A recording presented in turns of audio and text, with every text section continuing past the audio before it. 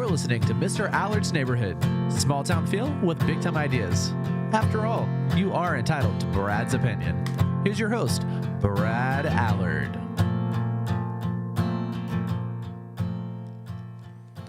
Hey, everybody. Another great week. Hope you all survived the terrible storms over the weekend. Did you get any hail, Greg? Very few. We got lucky. Yeah, we got lucky again. We got a little Didn't want bit. to do another roof or car. Well, I have the sponsor for the roof. That is true. So, you do. And so anyway, we're going to talk about what's going on with the Cleveland bond and also just kind of touch base on what's going on with the vouchers, what's going on with Big day tomorrow. Big day tomorrow. Okay, we talk about that. Yeah. And we also talk about the kind of the suspended status of the property tax bills. I have been keeping track.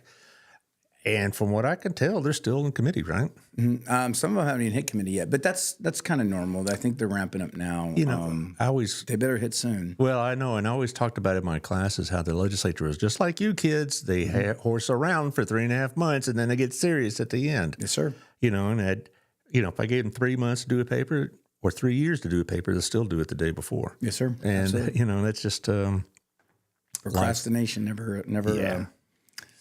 Got to be careful. Yeah, but we're going to talk about the bond primarily, and you got your usual data and stats. See, you don't come just like with opinions. You come with the data. It makes it really hard to argue with you. You doggone you.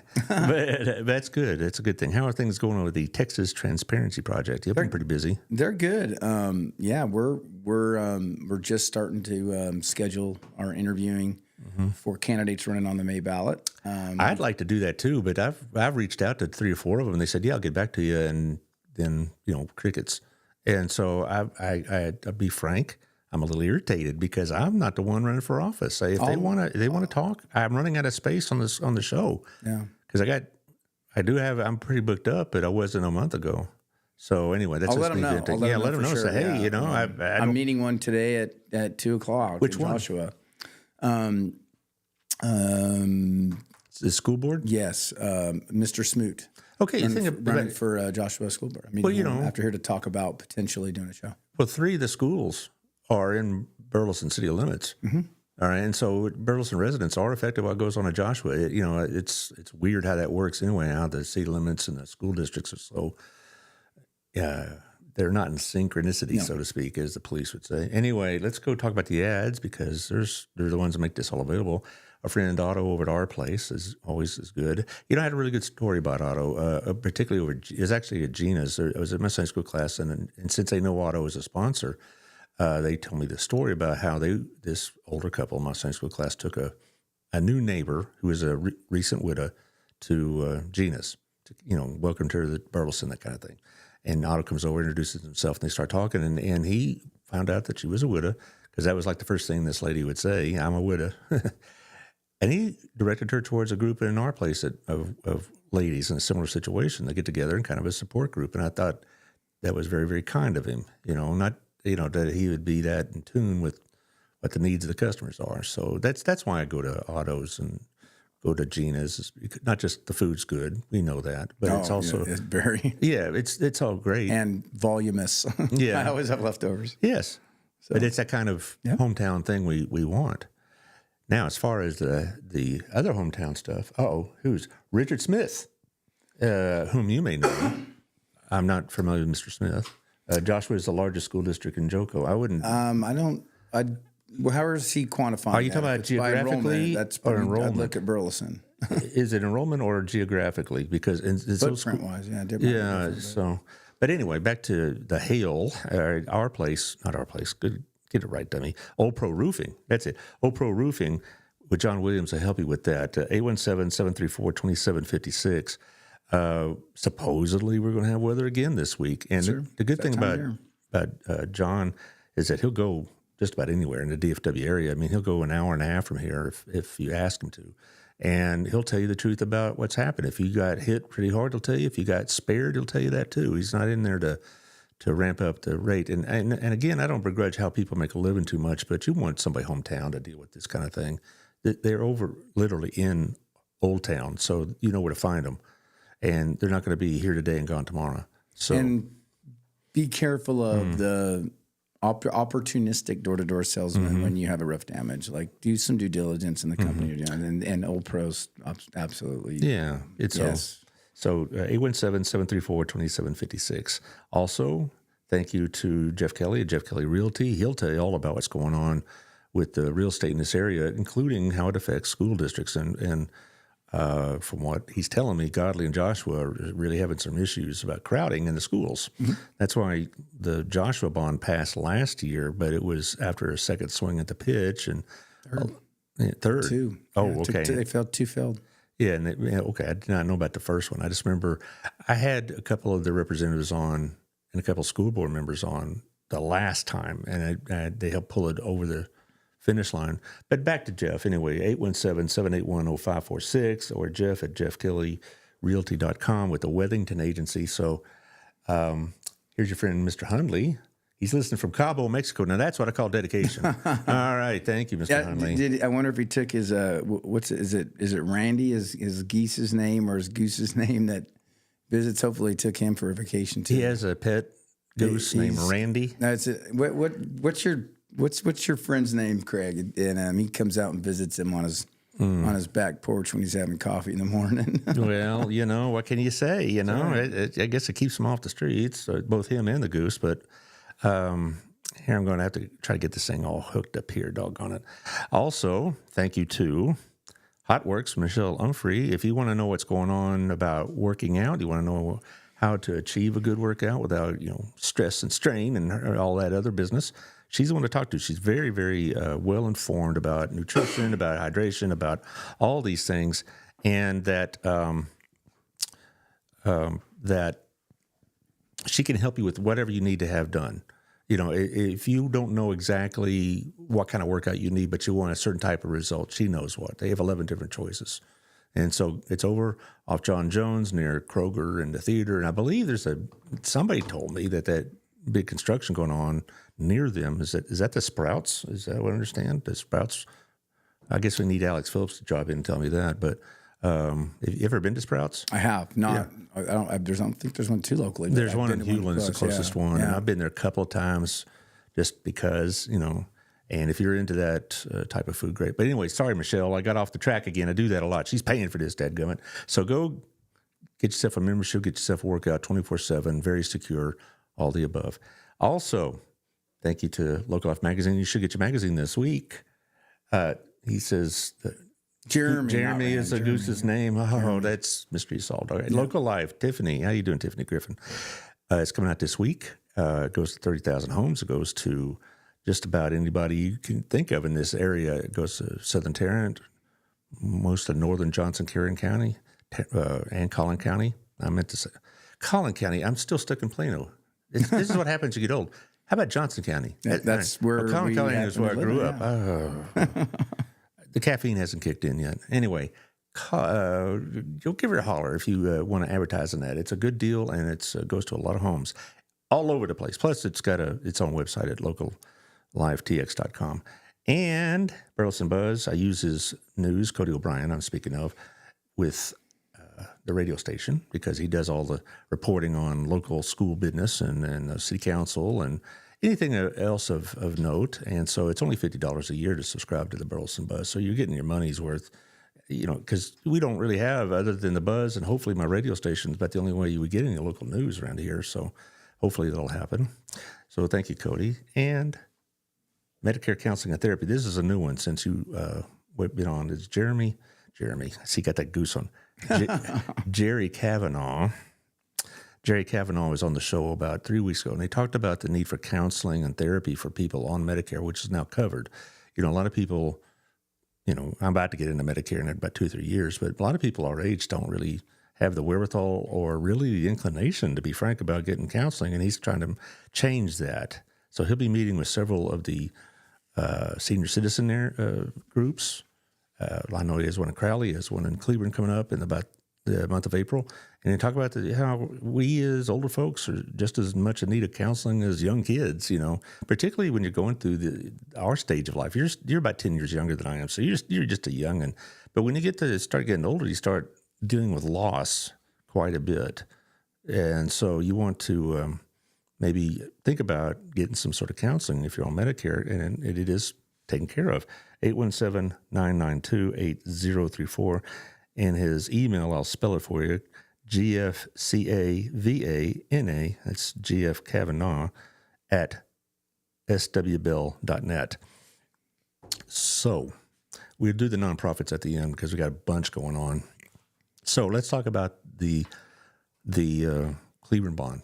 Oh, okay, we'll start with that. Unless you have read I think that's the legislation. The only thing really with the legislation is tomorrow they're going to talk about in Education Committee Senate Bill 2, which is the Senate's version of the choice bill, and then House Bill 2, which is a school funding bill. So they're still in committee. They had a marathon session about close to 24 hours to discuss the choice bill. So they're in the middle of it now, but until it moves a little farther along and we start seeing some amendments to see what the final product will look like, it just kind of is what it is right now. The Cleveland bond is definitely in the middle of it. I need to turn down the sound here. I've been doing this show for nearly 6 years and I still forget to do that. My only real connection or experience with the Cleveland bond is last week I had Derek Weathers on. And he was great here, council member. Yeah, very much so. And we did talk about other things. We talked about Cleveland in particular and about the property tax issues and whatnot. And as a side note, I'll have Mayor Chris Fletcher on Thursday. I'm going to ask him some of the same questions about how do some of these property tax bills affect what's going on with city budgeting or whatever else. He said 36% of their budget is from property tax. Sure. But we did talk at the end about the bond issue. Now, I got to tell you, just as a matter of full transparency, my inclination as a public school teacher is to be pretty positive in its reception of school bonds because I'm on the ground level. Sure. And I see, okay, we need more space and whatever else. Now, I will say that there are, like many other voters who have dealt with Burleson bonds, sometimes I had to swallow hard to vote for them, not just because the expense, but because they always seem to tag certain projects in these bonds that may not have gotten support by itself, such as athletic facilities in particular. Does Cleveland's bond, is that the way it operates there? I know they want to have 2 new elementaries, but they also wanted some non-campus educational facilities as well. So in full transparency too, and we've talked bonds before, I am not anti-bond. I am anti-irresponsible bond. And I and we spoke at depth about Johnson County bond. And, anyone that wants to refer to that can see that I go through a process. And before I start looking at what's a school district or a municipality political subdivision is asking for, I want to know, have they earned the trust of the community? Are they in a financial position to be capable of calling a bond? And is it a responsible time to do so? Because if we can't trust them to spend the type of money that we're all basically co-signing for, then we need to figure out and solve that problem before we just blindly allow 30 to 40 years of substantial debt. C-ISD.com is Cleveland ISD's website, and they have a 2025 bond tab, and anybody can go to there, and they have a substantial amount of what they call roadshow presentations that they're doing, and it's informational, and it's the ISD's side of the bond. There's also a bond pack called All In for Cleveland ISD. If you want to know specifics about what they're going to do with this money, I suggest you go to them and hear it from the source. I'm not going to delineate between what they're building. I've analyzed their financial position, their tax rate, their debt, their future projections, and whether or not it's a good time for them to basically do what is doubling the debt. And so that's what I'm going to talk about here today, if that makes sense. Well, I've been, I don't know if accused is a word, but I have been told that my reputation is that if it's a bond, whether it be city bond or school bond, I'm going to be for it because I'm, a lefty Democrat, apparently to some. That's not really the case. But here's the thing about it. You are the only person that will ever make a coherent case about yes or no. Everybody else, it's just a knee-jerk reaction. You know, they are opposed to bonds because they're opposed to bonds, and they think debt is debt is debt. And I know that the mayor has taken quite a beating, and so has our Burleson City Council has taken a beating because they took on some debt for streets, et cetera. But it's like, that's why I like having you on the show, because if there is a side that needs to be told, you'll have the data as opposed to just some sort of emotional reaction that you know. So, and I'm not telling people they should or should not vote for this. I'm gonna lay out some data here, but but before we start, people need to realize what they're doing here. If you have a mortgage, your property taxes are in an escrow account, right? If you've paid off your house, you have to pay a bill annually for property taxes. If you vote for this or this passes, every single year, the school district will be approving a budget and approving a tax rate. And if you or any property owner cannot pay those property taxes, that can lead to foreclosure on your home, and you can lose your home. So 20, 25 years from now, if you can't pay your property taxes, they will not go and foreclose on the concession stand at a football stadium or the second grade classrooms or the sheep pen at the ag barn. So people need to understand what they're doing this, and you'll see in every one of Cleburne ISD's presentations, they're asking you to look at this as like a home mortgage loan, and that's exactly how you should look at it. Well, that probably is the impetus behind all the property tax bills in Austin right now, is because of the stories like this. You know, I remember, I'm just going back to my own experience back to the last time we passed a bond. It was about 15 years ago, I believe, that I was involved in. And that was the one that built Centennial High School. And boy, you know, a lot of people are very upset because they saw exactly the implications you're talking about. The last time we had a tax referendum election was 2012, and it lost by 8 votes. And part of the reason why, among others, is that it would have had an impact on property taxes. Now, the other side of the coin is, you know, when you have a growing community, one of the first places it's felt is in the school systems. Sure. You know, you don't really notice the extra crowding at HEB, but you will notice it in the classroom. And so, you know, that's the other side, is what is a growing district to do about issues of growth if they can't avail themselves of certain financial options like this? Well, let's find out if Cleburne's growing when we get into the data. Let's look at the data. You tell Josh what you need, and Josh, I'll throw it there. yeah, you guys you ready to get in? Sure, Let's pull up the first slide. So, so the first slide, this is from Cleburne ISD's website, and the first thing I will always look at is, are you capable of managing the money that you are entrusted to trust with taxpayers? And this is the budget summary of the 2024-25 proposed maintenance and operation budget for Cleburne ISD. And, you know, they've had their superintendent for a couple years now. And last year, they ran, if you look at the bottom of the screen, they were running a $6.7 million deficit budget. And then this current year, they're running a $14.3 million deficit budget. Where is that deficit made up? I mean, they can't print money, obviously. So where do they get that 14? I would call their business office and ask their CFO. I can't tell you where they get it up. I can only tell you that they are approving budgets that are running deficits. I thought that was against, now I can tell you what the truth. I thought it was against the law to do that. There's no zero-based budgeting law. Now there is some legislation proposing that. I asked the superintendent this question, I guess, why should the community trust you with more money? I bet that got a good response. I was told that historically Cleburne ISD runs a deficit budget. But where are they getting the money for that? I mean, that's a question for locals them. And states don't have that option of deficit financing like the federal government does. And look at how well that's worked out for us. Yeah, and I do also know that the schools are required to have a certain amount in a rainy day fund, so to speak, a 3-month account. And so if they're drawing all political subdivisions are, right, right. And if they're drawing on that to make up that deficit, I just kind of wonder where that deficit's being made up. That I won't lie. I look at budgets and finances at a macro level. I am not a CPA. I'm not a CFO. If there is somebody watching who has that level of of knowledge base on CISD's website. You go to the business office department section, you will find as many budget documents as you want to go through. And so I look at the macro level of when the school board, the school trustees are approving a budget. In the last 2 years, they've approved significant deficit budgets. So on a 72 million, they're bringing in $72 million, and they're overspending $14 million.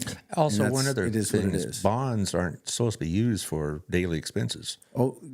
See, they can't cross that line. Yeah. So I think if this bond passes, great, but it's not going to solve that deficit problem unless they're talking about some of that money going to maybe capital projects. But as far as like paying the salaries and the light bill, that's not what bonds are for. Well, and what people need to understand, and we'll get into this in a minute, when you build bigger and more expansive and new facilities and you start adding facilities, especially large things like stadiums, and you start increasing the maintenance and operation costs of the new facilities, you have to staff them, you have to pay the lights, the electric, the water, and you have to pay the maintenance for it.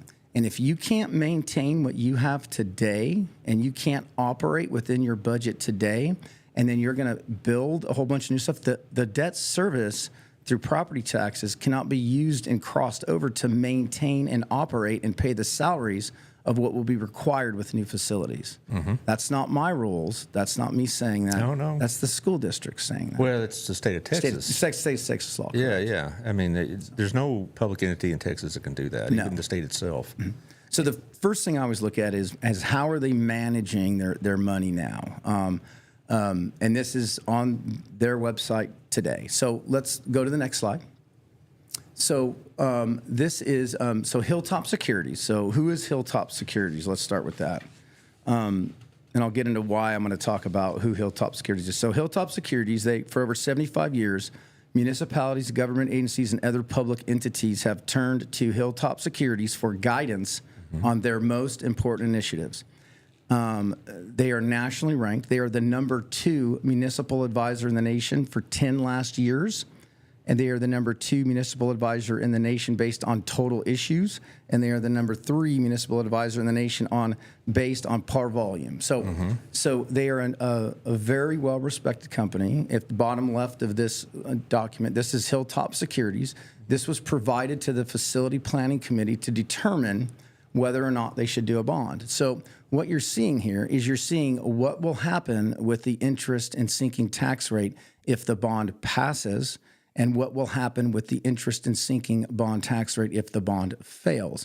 So the red line shows that if you take your existing debt and you add the proposed $165 million of new debt, that's what they're asking for, it is anticipated that the tax rate of 45 cents interest and sinking will be maintained for the life of that new debt. But nobody ever asked the question, what happens if the bond fails? Well, Hilltop Securities, here again, nationally ranked, Cleburne ISD pays a lot of money for their advice. So Hilltop Securities says if this bond fails, the rate will drop to 15 cents or slightly under in 2026. That is a 30-cent interest and sinking tax rate reduction. So this is the type of information that a voter should have when they're going to make the decision to add up to 40 years of bond debt, because that's the longest you can pay this debt off. Now, when I released this slide and spoke on this slide recently, I have gotten more calls from teachers, from community members, and from business owners in the community saying that there's an assistant superintendent running all over town saying, well, we're not going to lower the tax rate. We're going to keep it at 45 cents. Last time I checked, the elected school boards are the ones that approve tax rates and budgets. It's one of their primary duties other than hiring and firing of a superintendent. Your elected trustees determine what this tax rate and budget will be. They're the ones that approve it. Now, there's recommendations made from the school board, but if school officials are running around saying what will happen with the tax rate, they might want to, unless, and I've been watching for school board meetings to see if they've been discussing what they're going to do with this tax rate, and I haven't seen that, and that has to be done in an open meeting. Right. So what Hilltop Securities is saying is that Cleburne ISD residents and that school board has the ability to provide significant tax relief in the 30-cent interest and sinking lane in the amount of 30 cents. Now, if they want to keep that elevated to pay off the debt they have faster, if they want to keep that elevated to do something like that, that's a discussion that those elected officials should have with their constituents in their community. Because that if they have the capability to do this, the community should have some buy-in because they are elected to represent the totality of the community. And if the community wants it to be maintained higher, so be it. And since there's administrators running around saying they're not going to reduce this rate, well, if you don't want to take Hilltop Securities advice, I'm excited to see the request for proposal to reach out to a new financial company. If who you're paying now a lot of money to provide advice, if they're not giving you good advice, I'm interested to see who you hire to do something to give you different advice. Later in the show, we're going to talk about electioneering. Oh, yes, we are. About school officials and what can and can't be done. Sure. Because I've been told that myself. Because I've been trying to reach out to BISD for a while, and they're not really that interested in coming on. Have a slide on the law. Well, good. I think a lot of the school districts are somewhat, I don't want to say intimidated, but that's the only word I can think of getting out there and put themselves out there in a position because they don't want to deal with the state legislature and whatnot. So, it's a bit frustrating to me, frankly, because I want to have a balanced discussion on school vouchers, but I can't get one unless I bring it myself, because I'm not getting any response from the people who may be opposed to school vouchers. So it just like I can't get any official word or anything like that. No school officials on their own time, on their own dime, outside of schoolwork when they're not on the clock, and they're not using school facilities or school resources, they can opine on how they feel about this stuff. Yeah. What they can't do is school resources, school money, school time, stuff like that. Well, let's go ahead. We'll get to that slide in a minute. So I just had to vent a little bit because I am a little bit frustrated because I had people say, "Hey, Allard, why don't you talk about school vouchers?" And I said, "Well, I could talk about them by myself, but you're about the only one I talked to about it. I have talked to people off the record, but they don't want to go on the record. So there you go. And that's okay. Anyway, you have this one here. So the next one is if you're going to add debt, if you're going to add debt, we have to look at what debt you're carrying now. And this is basically the amortization chart. This is on Texas Bond Review Board. This is a state provided resource. You can check any municipality, any city, any county, any school district, any entity that is authorized to assess an ad valorem tax. You can find this on there. So what is this chart telling you? So the yellow is principal and the red is interest. When you hear a $165 million bond being proposed, there's no interest included in that. That's just the principal. So you always have to consider the interest. But so what does a bond do to the debt of a school district? So I have 3 stars here, number 1, 2, and 3. Number 1 was the 2016 bond in the $100 million, little over $100 million that Cleburne residents passed for the school district. Number 2 is the most recent bond in 2021 that was passed. So you can see what happens to the debt that they carry and how this goes up dramatically. So currently, Cleburne ISD is carrying about they're carrying $170 million in principal debt. Yes, as shown on the graph here. If you're listening to the show, I invite you to check out the YouTube presentation later. And so they're carrying $170 million in principal, $84 million in interest. So right now, Cleburne ISD is carrying $254 million of debt they owe. Now they can pay that off quicker, yes, if they pay off their debt quicker. But basically, if they follow the amortization schedule, this is what taxpayers are on the hook for. And then, so number 3 is if this $165 million bond passes, this is going to astronomically go higher. It's basically going to about double. And the reason I say double is because that $165 million is not including interest. And right now they're carrying $170 million of principal, 84 of interest. So 165 is going to be in the neighborhood of $80 million of interest. I was told there'd be no math, but whatever. Well, and so on the right here, I break this down, and the new bond debt at the bottom here, that's 165 plus the interest, and right now their interest most favorables, they're looking at about a 4.5% rate that they're hoping to be able to draw on, and that's in their bond order. When I see charts like this and listen to you and the information, I just think, what's the end result going to happen? Because this can't go on forever. No. Not just in Cleburne, but at any district you want to talk about, or a lot of the cities we want to talk about. This can't go on forever. Legislation. I mean, you need some legislative changes. Well, I mean, if you're talking about, like, you have to fund it, but the problem with the way that this mechanism works is people are putting up their personal property, and this is secured with people's personal property, and they need to understand that. Well, it's a big decision. Well, I don't want to jump ahead about the property tax issues yet, but at the end of the show, I may ask you about that. So I'm put that into two ask lists. So how about the next one? So the next slide. So we talked about where their debt is. We've talked about where their budget is. Now let's talk about historically how they have taxed citizens. So the far right column is what's called the voter approval tax rate. That is the legal highest rate that a political subdivision, an ISD being a political subdivision, is allowed to tax you at without going to the voters. So they can tax you lower, and they can tax you up to a highest amount. And Johnson County, this is from Johnson County Tax Office website, Cleburne ISD has taxed at the legally highest rate that they legally can. So why is this important to look at? Well, is there not a district that does that? I'm sorry? Don't all districts tax almost at the maximum level? Most are definitely at the upper level. Right. That's correct. That is fair to say. But why it's important to understand how this works is because when a school district presents to you how they've been responsible, what they do is they champion the fact that they have lowered the tax rate over a period of years. And that is technically correct, but that is based on state legislation called compression that is forcing them to lower their tax rate. And by forcing them to lower their tax rate, it's not giving them less money. It's obligating the local property tax owners to pay less, and the state general fund makes up the difference.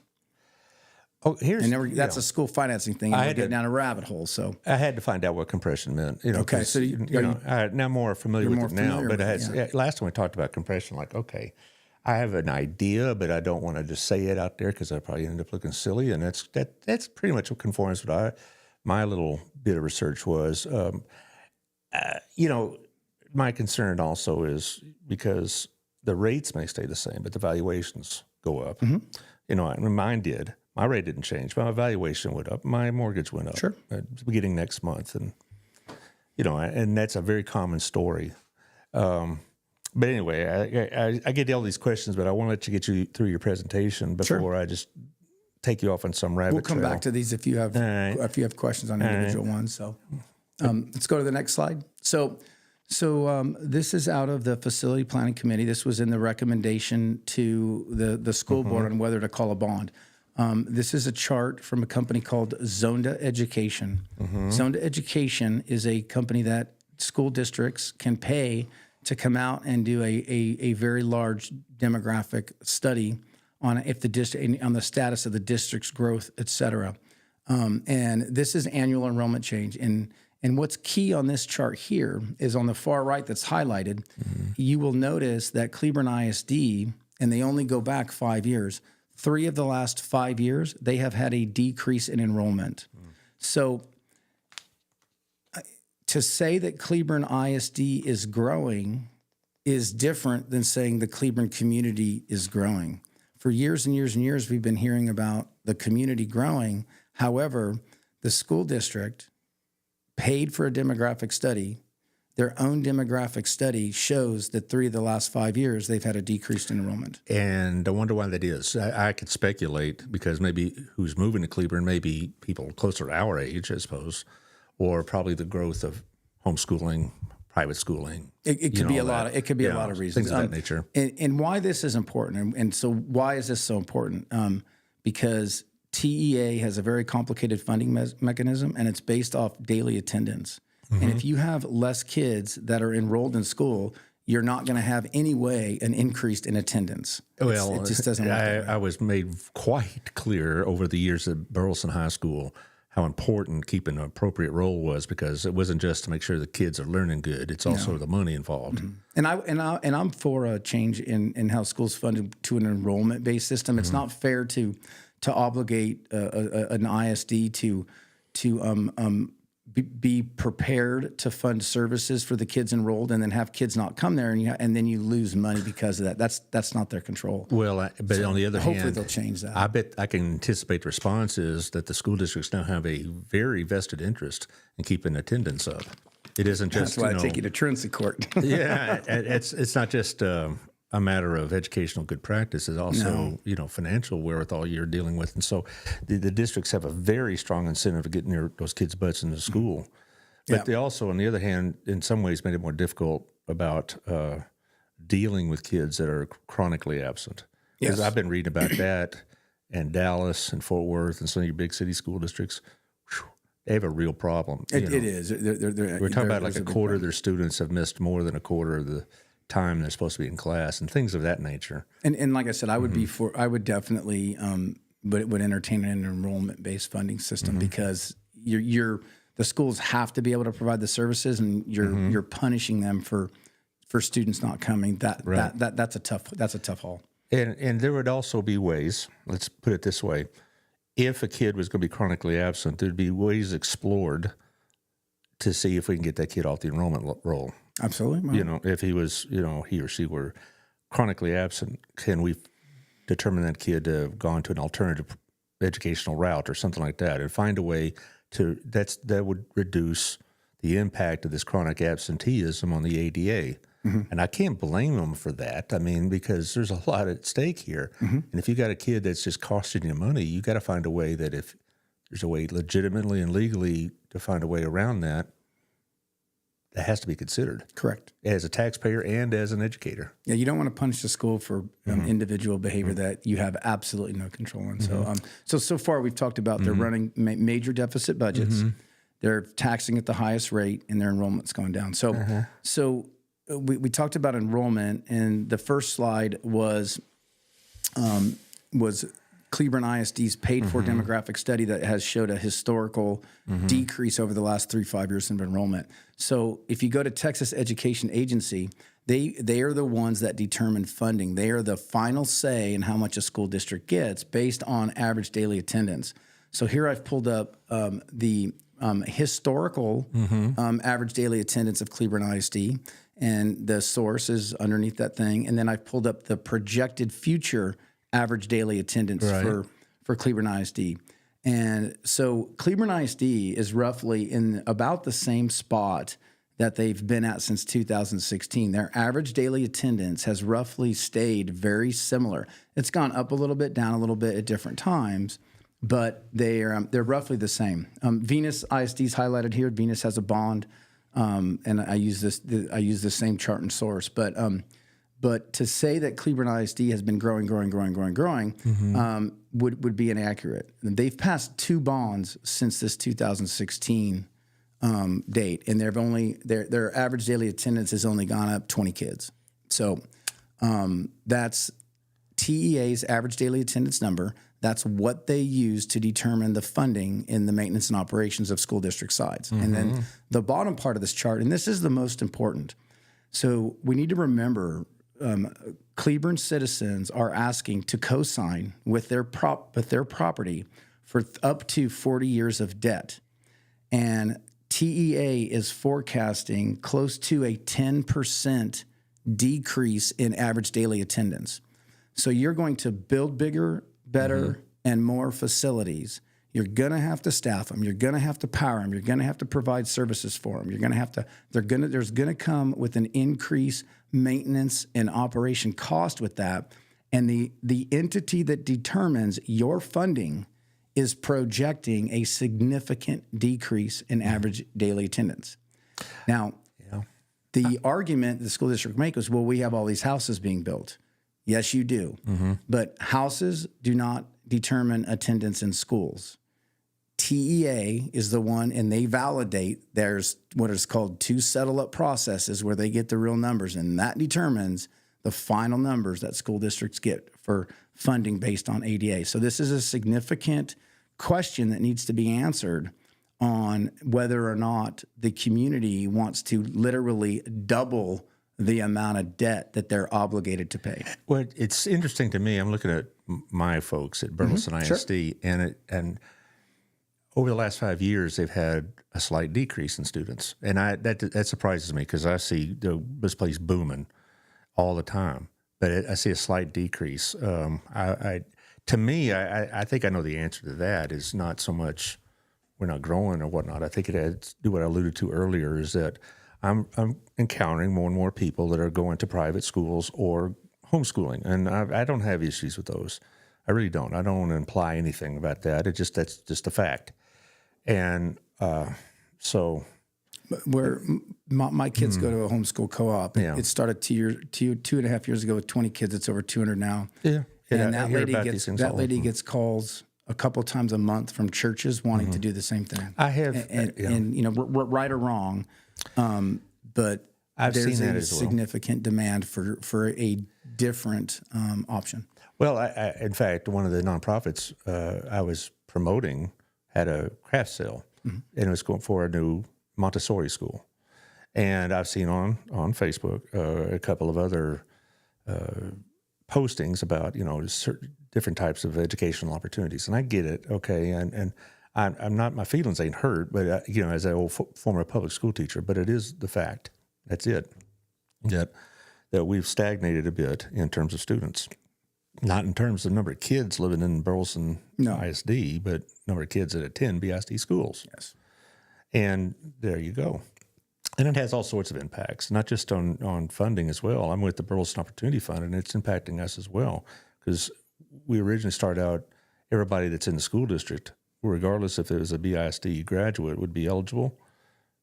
Funding has gotten to the point now we may have to reconsider some of these things. Now, we haven't made any decisions, and we're not going to make it at our next meeting, but it is something that's kind of out there that we're going to have to deal with in the next few months. Well, there's a massive $20 billion over a 5-year funding bill that is being discussed tomorrow in the State Education Committee with our rep, Helen Kerwin. Is this driving that, the fact that the numbers are stagnating for a lot of districts?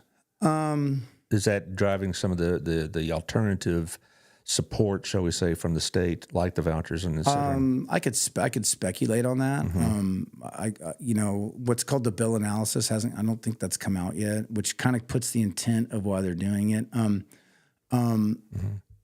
Everybody talks about you'll hear at every school district say, Austin's withholding our money, Austin's withholding our money, Austin's withholding our money. We haven't got more money, and that's true and not so true. And what I mean by that is the basic allotment has been stagnant since 2019 at $61.60 per kid. There has been more money coming into schools, but what the legislature has done is they've kind of micromanaged how districts can use that funds.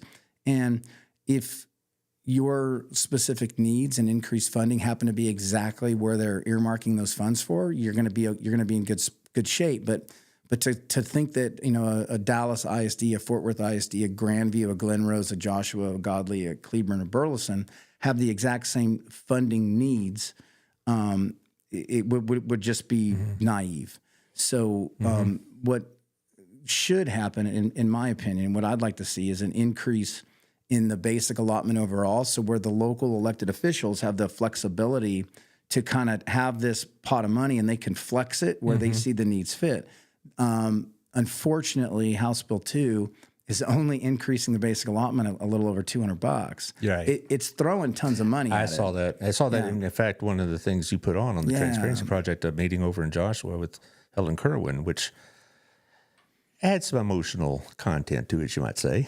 Kids and teachers, it's an emotional discussion. We have to try to remove it out of that and logically look at it. We don't want to make emotional decisions, but I was very disappointed in the state's bill just because I talked to a lot of different districts and they all have different needs.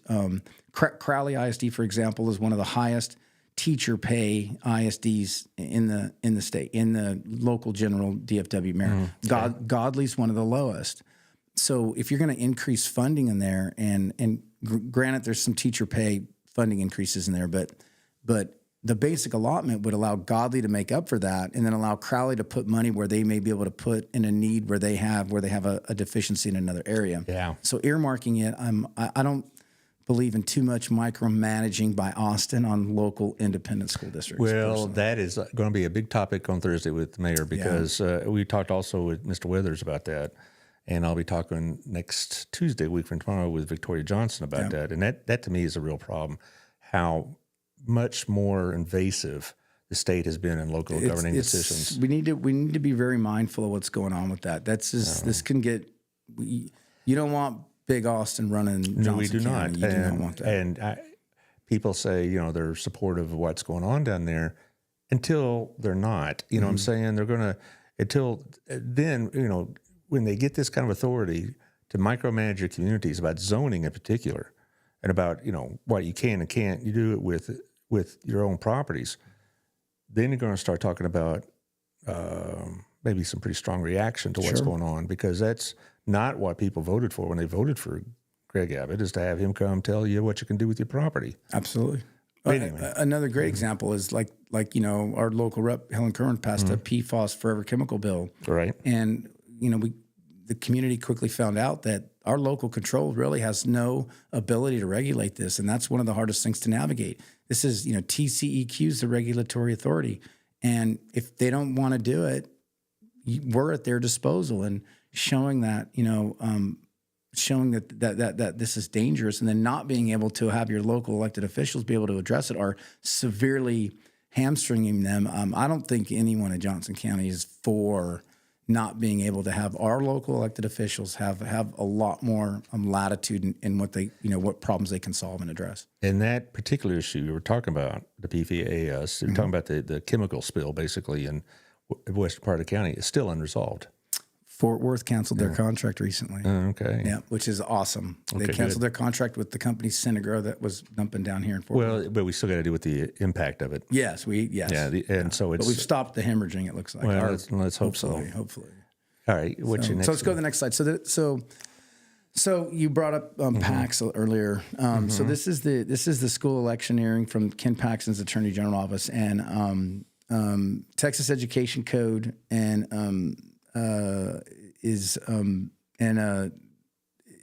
in the election code and the education code address this.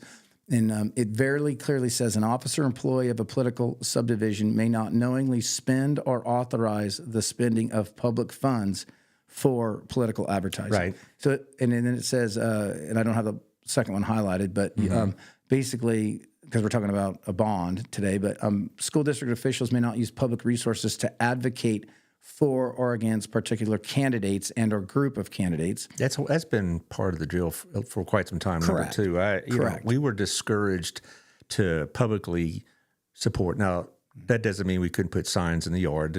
But I could put a sign in my classroom. So an example of that is a current mayor using his city email to solicit donations from. He's using a resource to advocate for himself. A school district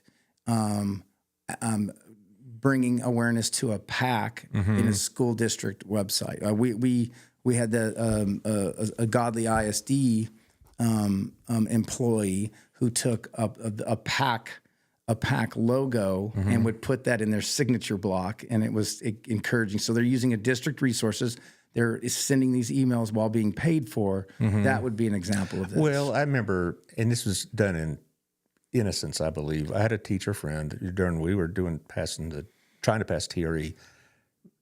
Sending out emails to encourage us to vote for it and all this other stuff, and it had to be taken down. Yes. And I'm quite sure that my colleague just was not aware of the laws about this. Correct. Nothing nefarious, nothing, sinister about it. Just, she thought she was encouraging us to vote for this particular project. Now, I've never seen, in my experience, public emails saying vote for this candidate or not. I've heard plenty of conversation in the coffee room, maybe, or something like that. But that's a different thing entirely. I don't know. It's just conversation, and then I don't care what Mr. Paxton says.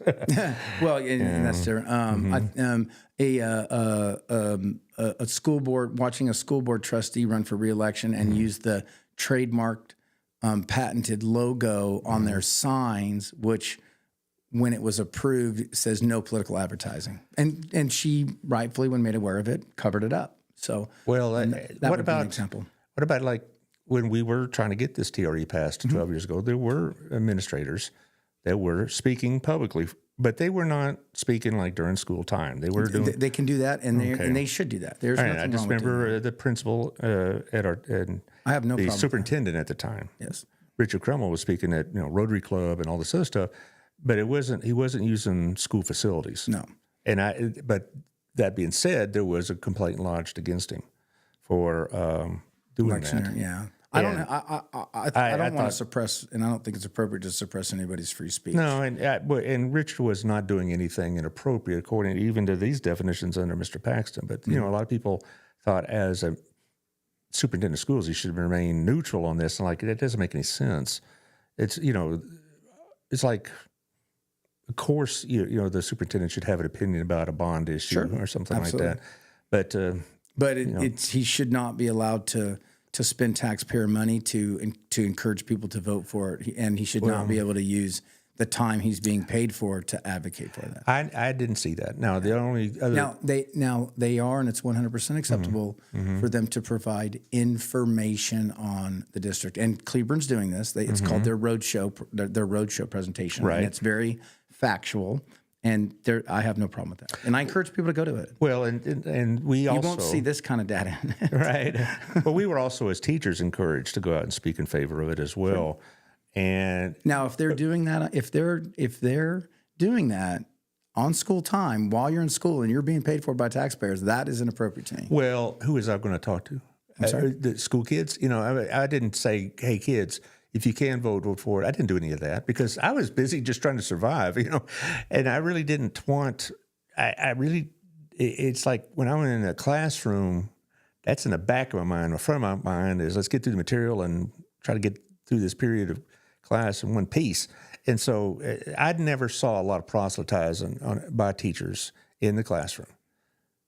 And I had a lot of teacher friends that were concerned about being seen in that light, and so they made it a real effort to be as neutral as possible. Off the clock, away from school, do it. Yeah, well, there was I a got no problem posting with on that. Facebook said, "Can a teacher put up a yard sign?" Well, of course Yes, they can. absolutely. I put yard signs up for certain candidates for school board, and 100%. well, I don't know. Some people think as teachers or as public officials, you should be 100% agnostic about everything. No. No. You just can't. You just have to understand the lane. Hang you're on in. just a minute. Josh, you got about 10 extra minutes. I want to. We got one more big section that we're going to follow from this. So like, 10 or 15 more minutes on you? Yeah. Okay, Yeah. all right. Yeah, just send Taylor the bill. All right, anyway, go ahead. So I wanted to establish this with what electioneering is. So what am I showing here now? So in the facility planning committee, so PBK, a design architect firm, ran Cleburne ISD's facility planning committee over numerous months. You can go to c-isd.com and you can pull up the Bond 2025 tab on the official Cleburne ISD website, and you can go to the facility planning committees. And this is in the last facility planning committee that they had before they made the recommendation to the board to call this. And here so this was presented in the school. This was probably paid for a company to come out and do it. And they give instructions on how to form a PAC. Now, I'm not saying this is illegal. In my opinion, this is unethical because a PAC should be organic and not be, it should not be taught, and it should not be led, and it should not be collaborated with the school district. And here on the slide in the upper right, they are clearly explaining that they understand that the political action committee is persuasive, but the school district cannot be persuasive. They're clearly acknowledging that they understand the difference, yet they're using district resources, district facilities, and putting their district logo on this education thing. And then if you look in the bottom left, you'll see that they actually have and are providing a political action committee bond playbook, which they happen to pass out at the PAC meetings. So where this stuff comes from, if this is taxpayer money, this is problem. This is troublesome. And you got to remember, this is where people fall into the trap. They see a couple months, about a 2-month period, six to 8 weeks, where there's all this horsepower brought to bear to advocate for a bond, and the appearance is that, oh my gosh, the whole community supports this. This started at the beginning of the school year. This started in the fall, these facility planning committees. And then they even go into subcommittees and assigning chairs. And point is, they're very, very well organized. Marketing and public relations, messaging and branding, circle of influence, engage and recruit the influential, asset mobilization, push brand into the community, and fundraising, the most fun you'll ever have. Now, ironically, the very first PAC meeting that I went to, they were very excited that PBK, the design firm, had donated $10,000 to the PAC. So the question is, what people need, and they had at that point over $13,000 donated by different developers and stuff like that. Now we will see these numbers right around early voting. They're Transparency USA that tracks PAC's numbers. They take a pause from December 31st, and then as we get closer to the May elections, they get caught up. So as long as this PAC's doing their books, we'll know who has donated to this PAC. But this circle of influence, engage and recruit the influential. They specifically go out and target individuals and try to get them on board to support this. And that's fine. I have no problem with that. How much have the laws changed in the last few years? Because I'm going back to my own experience, and I was never encouraged in an official capacity, let's say, to donate to a PAC. But I was made aware there was one. And I did give a few bucks. Because I did believe in the bond in 2006, even though I had reservations about it, like most people do. But overall, like most bonds, you have to take it as a total package, and at least we did then. But we were encouraged. But it wasn't. I don't remember getting an email. I don't remember, the superintendent or the principal, pigeonholing me in the hallway and say, "Hey, where's your dough?" I mean, this isn't the mafia or the union, so.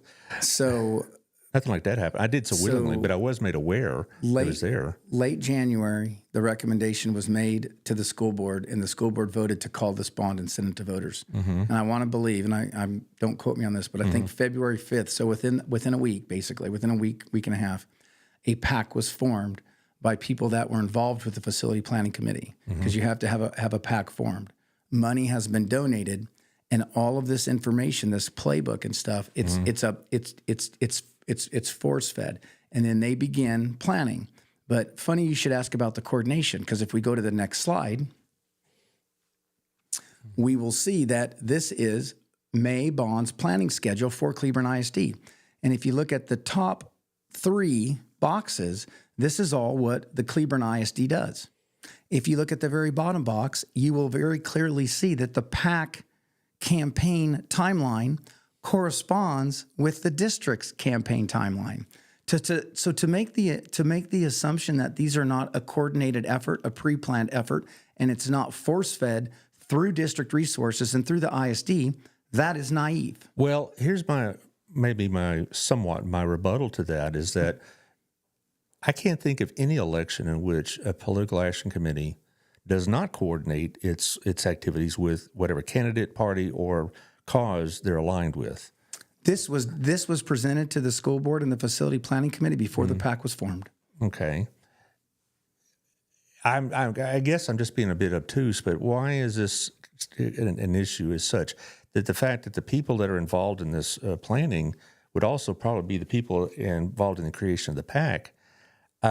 Supporters of the bond, right? Should create the PAC. If they did not use public facilities money, et cetera, isn't this somewhat of a normal political procedure? What does the law say about using public money and facilities to advocate and be persuasive for a ballot measure? It says you can't do it. You can't do it, right? Can't do it. Is that what's happening here? If this document, this presentation, and this was in a district facility, and they're giving a playbook on how to form a PAC, and they're scheduling the campaign, I'm not an enforcement of the law, and I'm not somebody that adjudicates legal issues, but somebody with a lot more education in the law would have to determine if district resources, district funds was used, and if this crosses the line or not. I see. So I'm saying that it's presented like this PAC is this independent thing running around, and there's a large number of citizens that just says, oh my gosh, we're so supportive of this. Let's go out and run and do it. And what I'm saying to that is this began a long time before you ever saw it. It began before the bond was ever even approved to be called by the school board. And just understand that what you're seeing was put into motion a long time before. Now, I have all the respect for forward thinking and getting out and planning. I don't have a problem with that. But as you see all of the signs, all in for Cleburne ISD start popping up, and you begin to see all the push cards, and you begin to see all the PAC meetings that they're doing, all the persuasive meetings, you should definitely ask who's funding this and how this PAC came to be. And if they don't say that the school district was involved in some way and the facilities of the school district were involved in some way, their own facility planning committee documents and their own presentations that were given at the school contradict that narrative. Okay. That's what I'm saying. So the real issue is not so much the existence of a PAC. No, PACs are totally legitimate. I was not behind the scenes. I just knew this PAC was there. And whether or not Burleson ISD went through this process 12 years ago or 16 years ago, I couldn't tell you. And I don't even want to speculate because I don't know. But I do know that as far as what I could see, things were above board. And and I was probably closer on the ground to it because I was on that committee in 2006. And the only thing I think we may have skirted the issue is they bought us pizza. So I don't think that's like for the facility planning committee. Well, like we had meetings in the evening time, and the school bought us pizza. But people complained. I don't know. Yeah, but anyway, they bought you Del Frisco's or something. Maybe we could have a conversation about it. No, it was from a local joint, Mama's Pizza or Burleson Pizza Company at the time. That's what it was. You have any more slides? No, this is the last one. And I encourage people go deep dive these slides. Because this shouldn't, I'm not saying because of this, don't vote for this bond. I'm not saying that in any way. What I am saying is that just be very mindful about an informational presentation done by the school board that you have to ask yourself, am I getting information? Sure. Am I getting the totality of the information, the good, the bad, and the ugly? And I encourage you, before you make a decision where you may have to, if you have a 15-year-old child now, and in 10 years they purchase a piece of property, and then 5-8 years from then, they get laid off their job or their spouse does, and it's in Cleburne, and you can't pay your property taxes, your mortgage company will come take your house. They don't come take the stuff for the school district. Don't take this decision lightly. At the same time, you do have to fund schools. So the question from this is, are they managing their money well? Are they respecting taxpayers with the tax rates and the debts they're carrying? Are they growing in a way and projected to grow in a way where it's worth doubling the debt, doubling it? And are they being as fair and clean, as honest in how they're presenting this? And that's an individual question to see if you support it. Well, before I go into that, I want to circle back to one more question about the PACs. And one more thing before we get into that. In their facility planning committee and in the PAC instructions that I didn't put up here, they actually gave them 5 suggestions for names for a PAC, and they did choose one of those names for the PAC. Okay, so it's going to be tough to satisfy your suspicions about this correlation here, but what would satisfy your suspicions? How would you be? Show me that. Show me that the facility, as in that there was no potential wrongdoing here. Right. show me that no district resources were used to push the formation of a PAC and give suggestions on a PAC, and show that no district money was used to pay a company to come in and facilitate those meetings. No money and no resources was used to educate people and encourage people on a PAC, especially when you're acknowledging that you shouldn't be doing that. Well, on this whole issue of the bond, you've been talking about the potential of foreclosure and things of that nature, because these bonds are based on future property values, et cetera. They do away with the property tax. How are bonds ever going to be passed in a school district? So there's a lot of property tax bills out there, but but let's just say in general, we have a situation where property taxes are either greatly reduced or eliminated. If not in this session, they'll come up again the next one. How would any school district support a bond like $165 million if they're not going to be relying on future property revenue? So it depends on what bill you're looking at. So there's the two biggest ones probably that are actually going across the board and eliminating all property taxes, like all property taxes. One is they're calling it a consumption tax or a value added tax, and the other one is a universal sales tax. Right. So they account in there where the money goes to the comptroller, and then based on school funding, it gets delineated back out. So and what they don't account for in there is they don't micromanage on the comptroller and TEA how to determine school funding. But that would need to be worked out there. But it's not. We're not talking about your operating budget. We're talking about these future bond issues of, what did Godly have a huge one, right? And correct. How would they ever get the funding they would need to be able to build schools if they can't sell bonds based on future property tax revenue? They would build it off revenue generated from the alternative revenue stream, and different bills have alternative revenue streams. And I'm not saying it's right. I'm not saying it's wrong. I'm not saying it's better. Okay. I'm not advocating for or against any of those bills.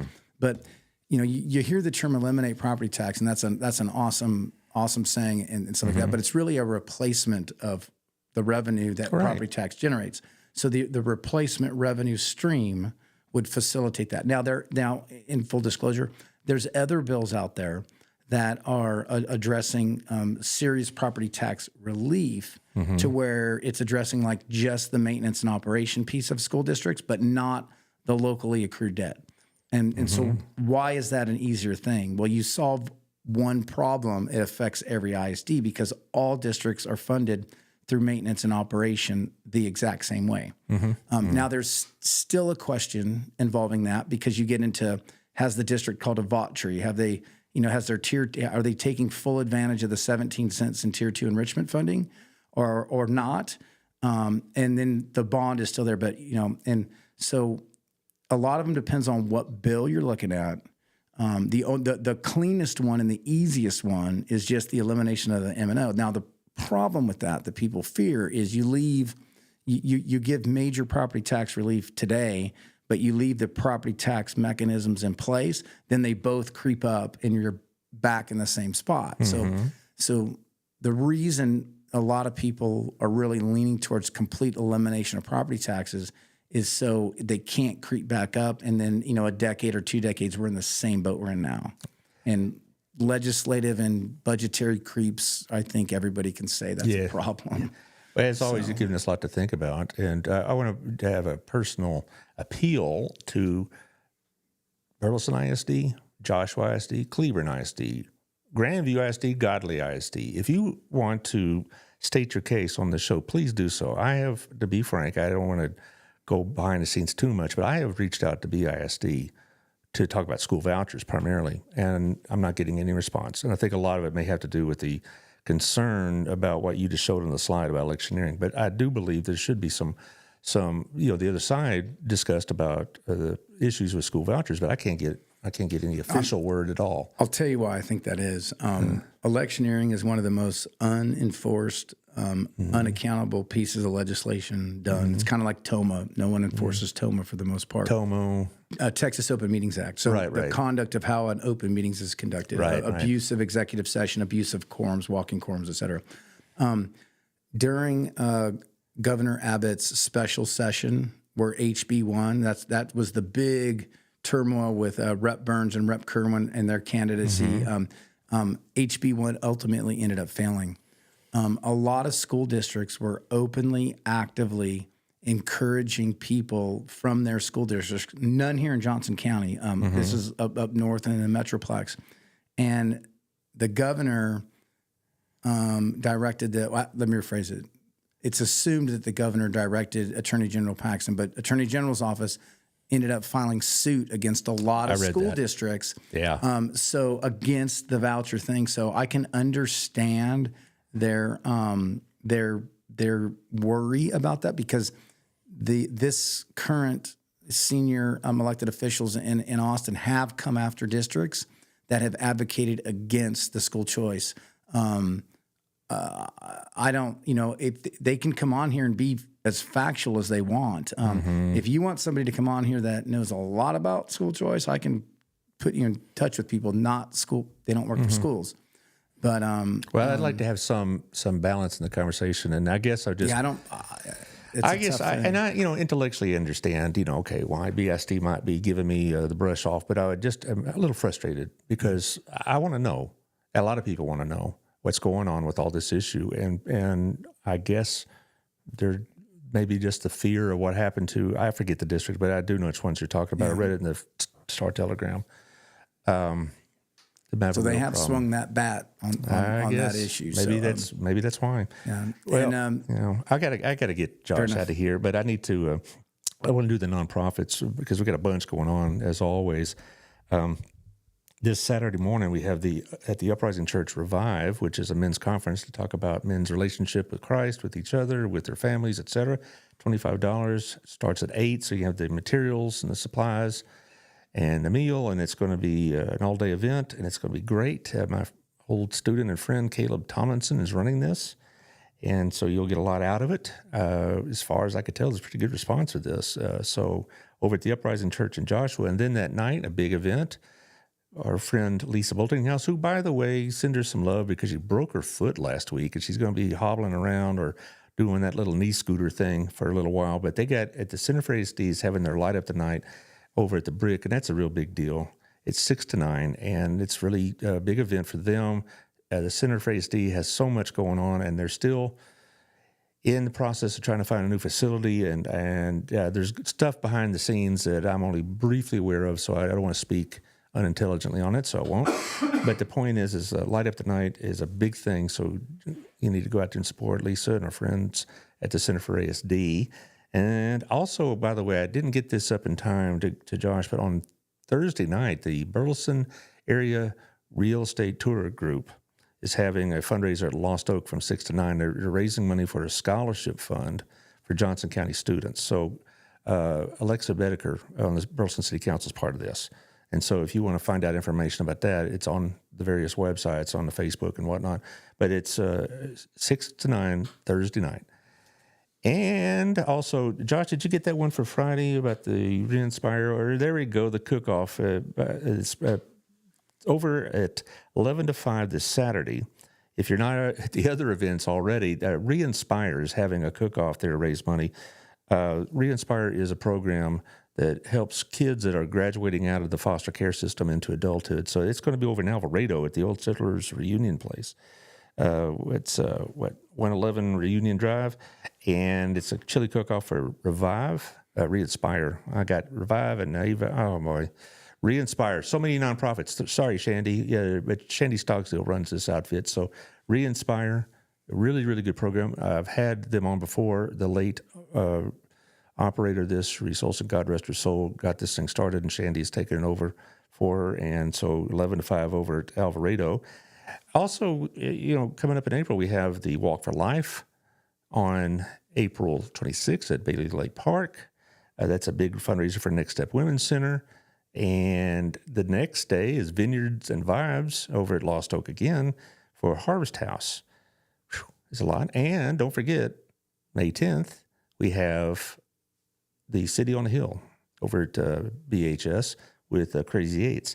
That's a lot of stuff going on in this community. I tell you, there's a lot of nonprofit stuff going on. And if you got some stuff going on now or in the summer, let me know. So this is something I enjoy doing because I feel like it gives some added purpose to the show. I'm going to have you again on about mid-May. Does that work for you? Yes, sir. Okay. Because by then you'll probably have some more clarity. Not just the bond issue will be decided, but also you're going to have maybe some clarity about those major issues going on down there. And there will definitely be some bills that will have have been sorted out. What is the odds of a special session? About 99%? If school choice doesn't pass, that's 100%. 100%. Yeah, that's for sure. I have a feeling we'll have 2 or 3 of those. Yeah, and to be honest with you, if the school funding one doesn't pass too, they need to address that. Well, we do. So. And Josh, thanks for the overtime. And well, Thursday, like I mentioned earlier, I have Mayor Chris Fletcher, and we'll talk about not so much about the bond issue here, but we're going to talk about the property tax issues and whatnot. And next Tuesday, I'll be asking Victoria Johnson the same thing. On Monday next week, on the 7th, I'm going to have the heads of Harvest House, Crowley House of Hope, and Promises Community. We're going to talk about the cuts to the USDA program and the Tarrant Food Bank and what impact it's having and will have on them and what we may need to do to help keep these programs going. Because I talk to all 3 of them fairly routinely, particularly Promises, since a couple of people in my Sunday school class work at it. And the need just keeps on growing, and it's just amazing. And I've been there dropping off stuff, and only once can I remember not having a big, long waiting list or, big crowded waiting area. Anyway, so I will see y'all Thursday. Y'all take care, and thanks for everything, Craig. Appreciate you. Thanks for having me, sir. I'll get this right. I'm telling you, you ever do this on your show where you just kind of try to get the words out and the tongue just gets in the way? My tongue gets a lot less tied when I'm a guest and not hosting. I get you. I get you. Yeah, it's a lot easier because you can just answer questions. Yeah. And here I got to bear this burden. Anyway, we'll see y'all Thursday. All right, take care. Thanks for having me.